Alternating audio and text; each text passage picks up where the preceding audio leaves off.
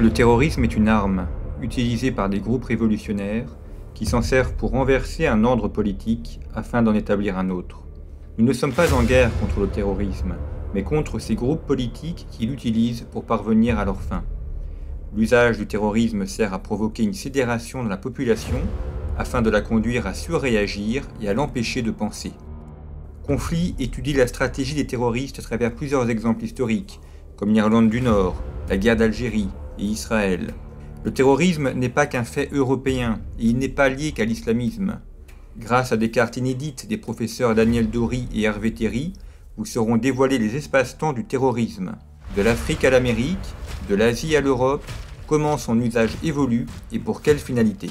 Le général Alain Lamballe étudie les rapports entre les groupes terroristes et l'État pakistanais, des relations incestueuses qui font de ce pays un vivier du terrorisme mondial.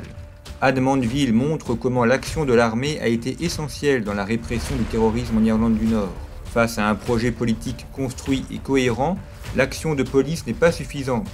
Les États doivent employer tout le spectre de leur violence légitime et légale.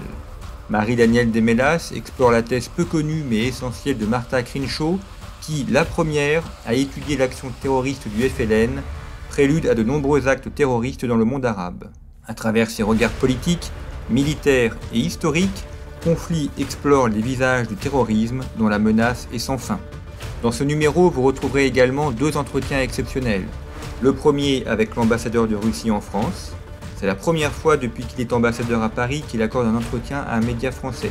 Il présente l'état des relations entre les deux pays et explique les convergences entre la Russie et la France. Le second est celui du général Christophe Gomard, qui revient sur ses années dans le renseignement militaire et sur les réussites et les échecs des dernières opérations extérieures françaises. Toutes vos rubriques habituelles sont également à retrouver, ainsi que les chroniqueurs réguliers de Conflit, Terrorisme, la menace sans fin, le dernier numéro de Conflit, à retrouver en kiosque et sur notre site internet.